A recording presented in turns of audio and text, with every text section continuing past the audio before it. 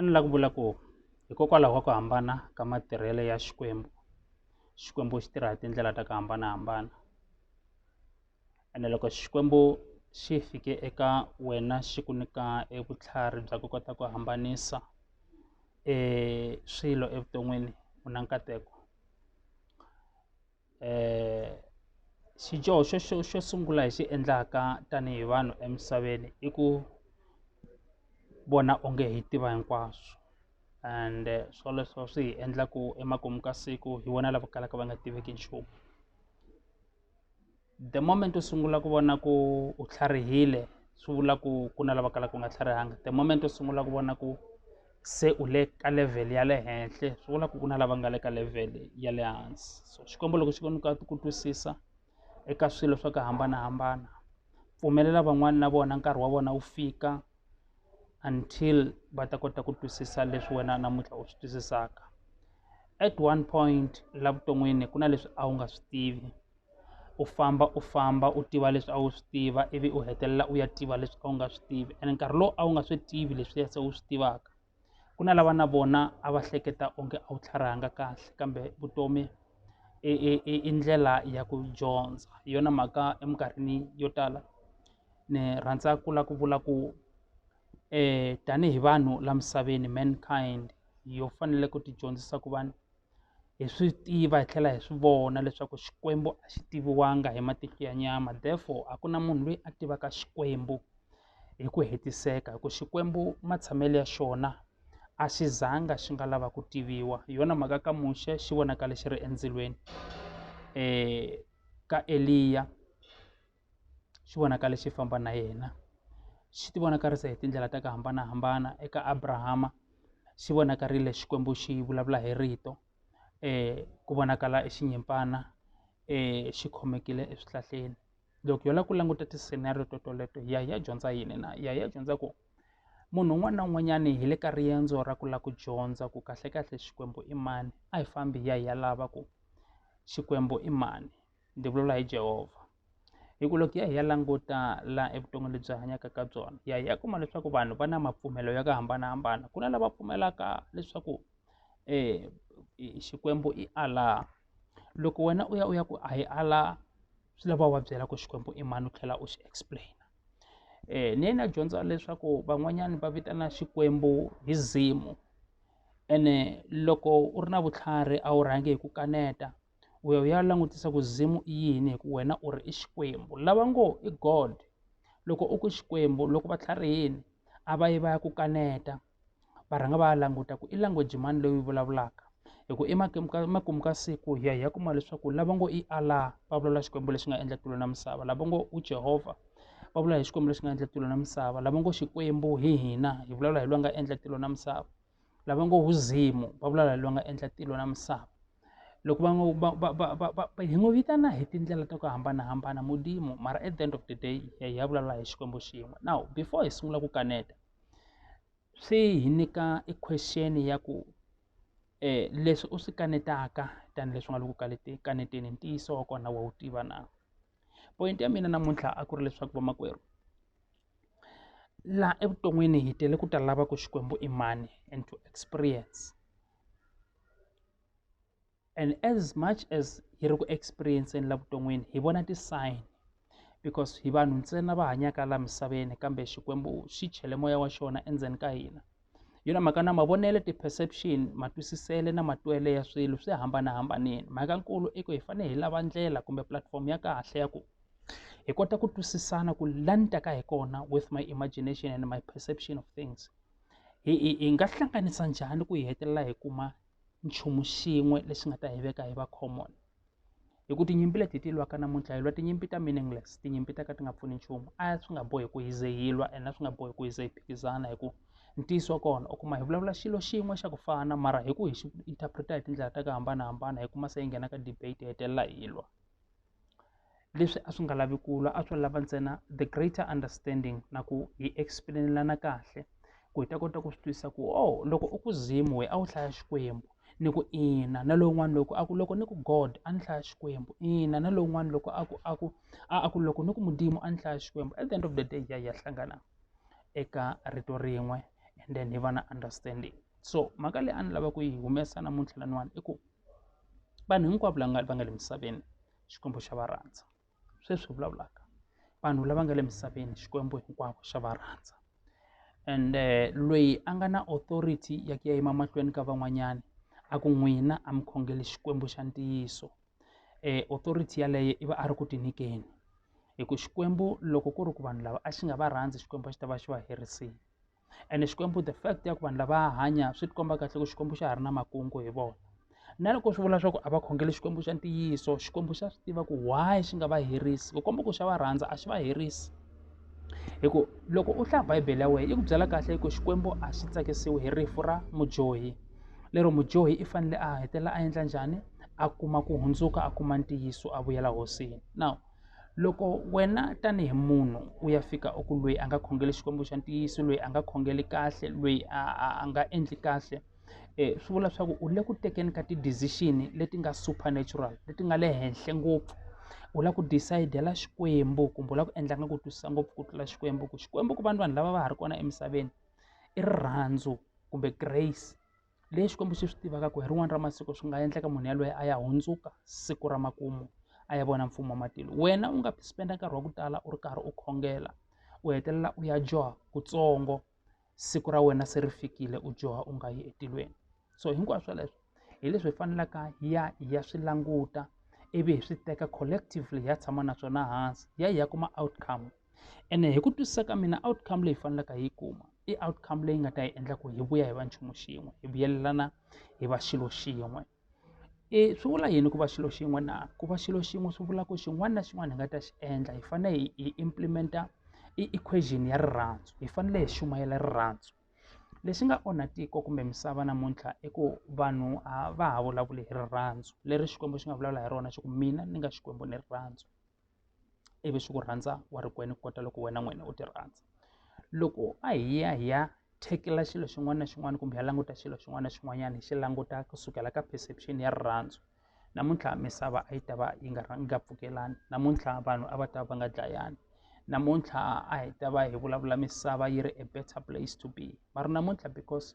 un'wana na un'wanyana i lava ku va na revelation leyi nga ta fika yi suta yena, hi yona mhaka hi vona namuntlha na swiprofeta swa ku hambanahambana swa ka swi nga fambisani njhe, swa ku siya ku holovisa, swiprofeta swa ku endla ku vanhu va dlayana, swiprofeta swa ku pumba vanhu vuloyi na swin'wana na swin'wana. I ku the basis kumbe foundation leyi hi nga famba hi ya yi kuma a yi nga basanga eka rirhandzu. So namuntlha ni la ku ta vula swona ku a swi na mhaka a ni siyi munhu handle, a swi na mhaka ku u nghena kereke yini ya kona, u muponisiwa,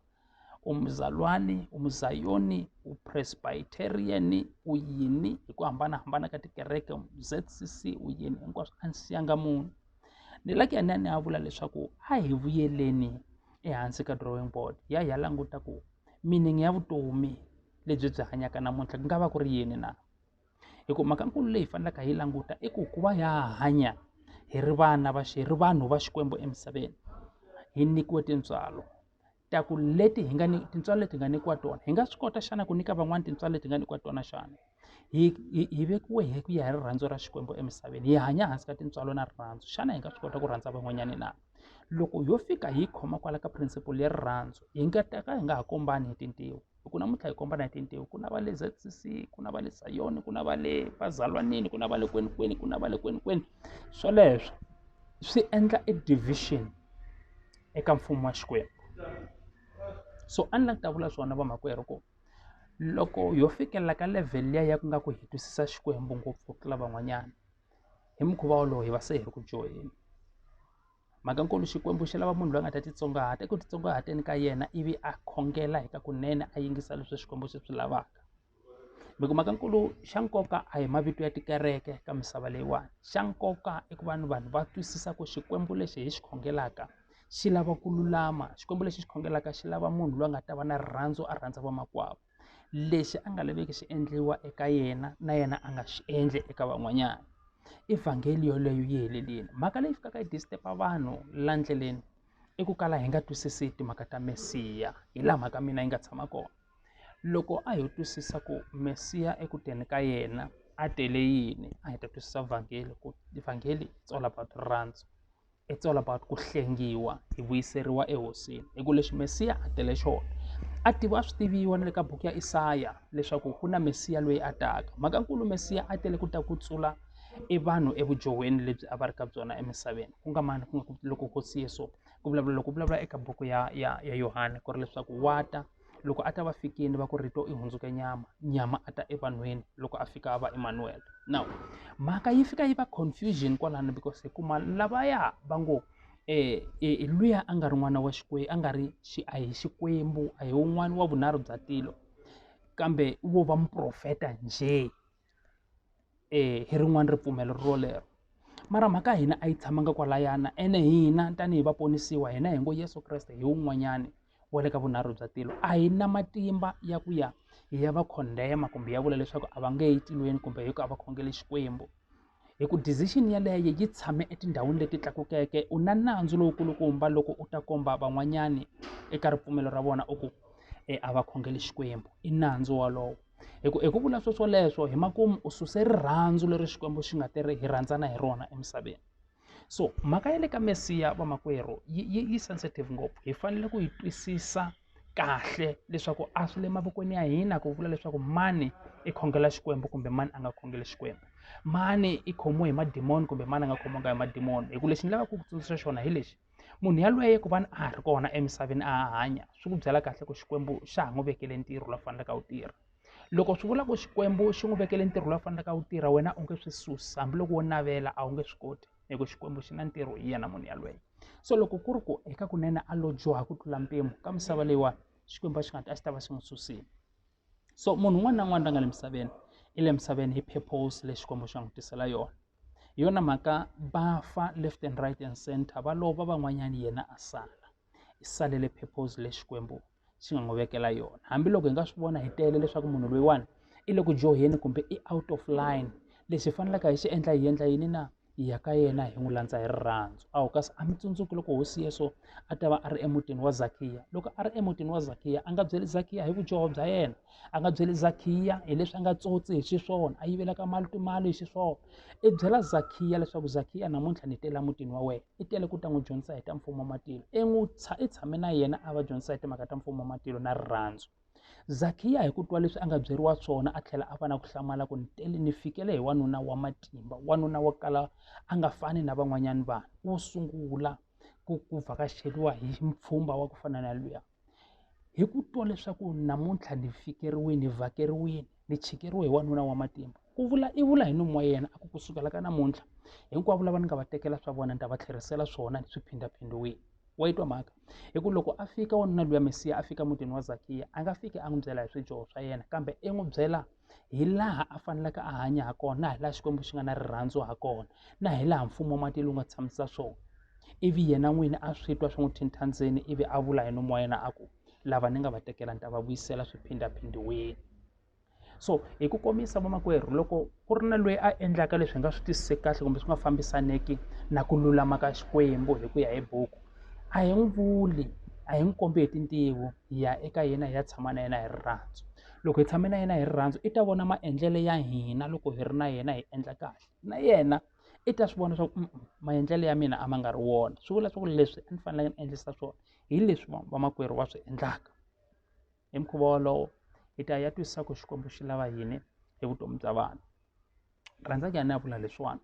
mhaka ya tikereke yi endle leswaku vanhu va ku tala va va na distance na Xikwembu. Hikuva vanhu va twa onge hikuva va nga yi endzeni ka tikereke Xikwembu va nga kala va nga xi khongeli. Ku na vanhu vo tala lava nga ponisiwa va nga yi amukela Yesu Kreste wa Nazareta, va ya va vaviseka endzeni ka tikereke va vuya va wa va tshama makaya. Vanhu vo valava Bibele yi byela leswaku loko wo va u yi amukela Yesu Kreste tanihi hosi na muponisi, siku leri u nga n'wi amukela hi rona a nghena eka wena. Ivi loko u ta va u humile ndzeni ka kereke u ya hanya leswi swi hanyaka, it doesn't mean ku Yesu Kreste i yo tlhela a suka eka wena a tlhelela endzeni ka kereke a ku siya u ri wexe. Mhakankulu i ku u fanele u swi twisisa leswaku u n'wi amukerile. That is why swi fana na mbhabatiso. Loko u babbatisiwile, tshama u swi tiva leswaku mbhabatiso luwa u ta ya vutisiwa hi wona wu ve mfungho evuton'wini bya wena. That means na loko se u nga ha ri ndzeni ka kereke, u nga ha kereki, u nga ha khongeli, mbhabatiso luwa u nga babbatisiwa wona nkarhi lowu nga babbatisiwa hi wona wu ve mfungho eka wena. Leswi vulaka leswaku wena loko wo vuyela kahle ehosini hi ku khongela, hambi u nga nghenanga ndzeni ka kereke, loko u ponisiwile u ve tshama u babatisiwe leswi xi lavekaka i ku khongela hi ntiyiso u titsona swakudya u vuyela ku tshunela kusuhana na Xikwembu. U ngo hlamala Xikwembu xi ku nyika mihlavutelo xi ku nyika ti-revelation xi ku nyika u nga ti vona u khongelela vanhu va hanya na u nga ri ndzeni ka kereke. Mentality ya tikereke hi yona yi nga endla vanhu va ku tala namuntlha va hanya vutomi bya ku va nga ha ti tivi ku va yime kwini hikuva hetelela na vo vini va tiba va twa onge because a va le ndzeni ka tikereke Xikwembu a xi le ku va tweni. Now ni languta nene pfuna un'wanyana namuntlha ku ku ya hi ya hlangana endzeni ka kereke hi va hi ya ku dyondzisaneni hi ya vonisana hi ya tlakusana emoyeni hi ku khongela na ku yimbelela na ku dzunisa hi ri hlanganeni hi ri collective and hi swi twa swa ku ya connecta loko hi va hi tele. So swoleswo hi va hi ya ku pfunaneni ku kurisana eximoyeni mara mhakankulu leyi faneleke hi tiva hileswaku xikhongelo xa wena kun'wana na kun'wana laha u nga kona Xikwembu xa ku twa hambi u le movheni hambi u le ntirhweni hambi u le bazini hambi u khandziye nsinyeni hambi u le ku hlambeleni hambi u le ntirhweni xikhongelo xa wena Xikwembu a xi xitwi hi ku huwelela kambe xikhongelo xa wena xi xitwa loko u ri karhi u xi vula hi le ndzeni hikuva munhu wa ntiyiso loyi a vulavulaka na Xikwembu kumbe a nga connecta na Xikwembu i munhu wa le ndzeni. That is why Bibele yi byela leswaku Xikwembu xi tiva leswi u swi pfumalaka u nga se ze u vula hambi ku ri rito na rin'we. So hi marito man'wanyana xikhongelo xa wena xi fanele xi suka emoyeni wa wena emphefemulweni from your soul. Loko u ri karhi u ri na ku navela u ri karhi u khongela na u nga vulanga rito Xikwembu xi va xi ri ku ku tweni. Hi yona mhaka Bibele yi byela leswaku munhu wo homboloka a nga kala a nga lulami a nga kala a nga n'wi wisi ka munhu lowo lulama. Ku lulama nkarhi hinkwawo ka humelela, ku lulama nkarhi hinkwawo ka vangama hikokwalaho ka yini na i ku munhu wo lulama Xikwembu xa n'wi sirhelela eku lulameni ka yena na loko a endla leswinene Xikwembu xi va xi ri kusuhani na yena eminkarhini yo tala. So mhaka leyi ni lavaka ku yi vula namuntlha hi leyi vamakwerhu a hi hanyeni vutomi bya ku lulama hi ringeta ku endla leswi hi nga laveki ku hi endla leswinene leswi nga laveki ku endleriwa swona kumbe leswi hi nga laveki ku twisiwa ku vava hi swona hi nga twisi van'wanyana ku vava hi swona hikuva swoswoleswo i ti-basis to sungula ta ku lava ku vona ku mihandzu yi kona xana. Mihandzu ya lava va ngo va tivana na Xikwembu kumbe va pfumerile hi lava ku yi vona hi mahanyelo ya siku na siku. Ku chumayela vamakwerhu tinchumayelo ya titwa masiku hinkwawo kambe lava chumayelaka tona a va hanyi tona. Se mhakankulu hileswaku mahanyelo ya hina ya siku na siku a ma vi dyondzo eka lava va nga le kule na Xikwembu. Hikuva loko yo chumayela hi ta fika hi chumayela yo fana loko u byela munhu ku wa n'wi rhandza loko u ku wa n'wi rhandza ku vula ku rhandza ntsena a swi vuli nchumu loko u nga kombisanga ti-sign ta ku komba ka kunene wa n'wi rhandza. I fana na wona ntirho wa Xikwembu. Ntirho wa Xikwembu kumbe mihandzu ya ntirho wa Xikwembu a yi vonakali eka wena loko u ri karhi u hanya vutomi bya siku na siku. Ku vula ntsena hi nomu u ku mina ndzi mukhongeri mintirho yi nga vulavuli swo fana ntsena. Bibele yi vula swona yi ku ripfumelo ra ku pfumala mintirho ri file. A ni lava ku hundzisa sweswo mamakwerhu ku a hi tshikeni ku vona onge hi lulame ngopfu ku tlula van'wanyana hikuva khongelo xa hosi xi vula marito man'wanyana xi ri hi rivaleliwe Jehovah ku kota loko na hina hi rivalela van'wanyana hi ku komisa mpimo lowu hi rivalelaka van'wanyana ha wona i mpimo lowu Xikwembu xi nga ta hi rivalela ha wona. Xana wa rivalela na loko ri ku wa rivalela i mpimo lowu Xikwembu xi nga ta ku rivalela ha wona kambe loko wa ha khome tigrudge leta ku luya leswi a nga ni endlela swona u ni twise ku vava ni nga ka ni nga pfuki ni n'wi rivalelini. Xana u expect-a ku Xikwembu xi ku rivalela xana hikuva wena wa tsandzeka ku rivalela van'wanyana. So mpimo lowu u rivalelaka van'wana ha wona i mpimo lowu Xikwembu xi nga ta ku rivalela ha wona. Ivi Xikwembu wena xi ku rivalela ngopfu hikuva vujoho bya hina bya siku rin'wana na rin'wana eku hleketeni na le ku vulavuleni na le ku endleni hi tshama hi ri ku joheni hi joha hi johana hi ku languta. So mpimo lowu hi nga ta rivalela van'wanyana ha wona Xikwembu xi ta hi rivalela ha wona xi tlhela xi tlurisa hikuva i Xikwembu lexi rivalelaka. Xikwembu xi hi pfuna vamakwerhu a hi yeneni hi ya languta vutomi hi ti-dimension hinkwato hi nga soki mihleketo ya hina ngopfu endzeni ka kereke na minawu ya kereke. Hi fanele mihleketo ya hina hi endla yi va broad hi humanyana le ndzeni ka tikereke ti-building hi ke hi vona vutomi in general hikuva Xikwembu lexi hi xi khongelaka i Xikwembu xa vanhu hinkwavo lava nga le ndzeni ka tikereke na lava kalaka va nga ri ndzeni ka tikereke. I Xikwembu xa lava pfumeleke na lava kalaka va nga pfumelanga. I Xikwembu xa lava va lulameke na lava kalaka va nga lulamanga. Vajohi hinkwavo va ha ri vanhu va Xikwembu. Mhakankulu hileswaku va lava ku vona mihandzu eka n'wina mi ngo mi vana va Xikwembu. Hikuva ku na lava ngo hina loko ku ri ku ponisiwa ka kona hi swona leswi hanyaka hi lava na hina hi right hi nga kala hi nga ponisiwi hi ku a ka ha ri na ku hambana exikarhi ka loyi a nga ponisiwa na loyi a kalaka nga ponisiwanga. So hi ku komisa hi dlaya mphefemulo leyi kalaka yi nga se fika ehosini, hi dlaya vazalwana lava kalaka va nga se ponisiwa hi ku endla yini na, hi ku endla manyala na hi ri karhi hi ti vitana hi vana va yindlu ya ku khongela. Xikwembu a xi hi endli kahle vamakwerhu, ku hava loyi a swi kotaka ngopfu ku tlula un'wanyana, ku hava loyi a kotaka ku chumayela kahle ku tlula un'wanyana, ku hava loyi a nga muprofeta wa matimba ku tlula un'wanyana. Hinkwerhu hi vekeliwe i tinyiko ta hina hi ku ya hi leswi Xikwembu xi nga swi lavisisa swona. Leswi Xikwembu xi nga swi lavisisa swona eka generation leyi u hanyaka eka yona xi ku veke hi reason yo karhi. A swi endleki Xikwembu xi ku tisa u nga telangi ku ta hlamula nchumu, u ri nhlamulo eka generation ya wena eka dimension yo karhi. Sungula ku lava ku Xikwembu xi ku tisele yini ka misava leyiwani, leswi u nga fika u swi kuma ka misava leyiwani wena u ta suka u cince yini na loko u rhurha ka misava leyiwani. I question leyi faneleke hi ti vutisa yona. Mhakankulu a hi titsongahateni, hi nga voneni van'wanyani onge a va tlharihanga kahle, hi nga voneni van'wani a va swi koti kahle ku endla swo karhi. Level leyi munhu a endlaka hi yona swilo i level leyi Xikwembu xi nga lava a endla hi yona. And if munhu yaloye u vona onge a nga tlharihanga kahle, swi vula ku i Xikwembu xi kalaka xi nga tlharihanga kahle. Hi ku mentality ya munhu na miehleketo ya munhu na hinkwaswo swa munhu swi suka eka Xikwembu, and Xikwembu xi swi tivini ku munhu yaloye loko xi n'wi nyika swilo swoleswo xi n'wi nyike hi ku languta i xiyimo xa nkarhi walowo. Generation leyi a nga bebukiwa eka yona kumbe a nga tswariwa eka yona a tela ku ta solve problem yo karhi eka generation yoleyo. So i yini lexi u nga tela ku ta xi solve na eku tswariweni ka wena ka generation leyi u nga le ka yona? Xivutiso i ku loko u ta va u nga ha ri kona, loko hi ri karhi hi rila hina vo tala hi ta ku hi rila hi ku tsundzuka hi yini xana? A hi yeneni hi ya khomanda rirhandzu eka vamakwerhu, a hi yeneni hi ya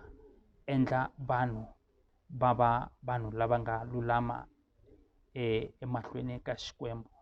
Hi ringeta ku va endla lava nga lulama emahlweni ka Xikwembu, hambileswi emahlweni ka Xikwembu a hi lulamanga hi ri hinkwerhu, kambe a hi endleni misava leyi hi hanyaka ka yona yi va misava ya reasonable ya ku va hi hanya eka yona. Hi nga twisi van'wanyana ku vava hi ku na hina ku vava a hi swi lavi ku twisiwa swona. Xikwembu xi hi pfuna vamakwerhu.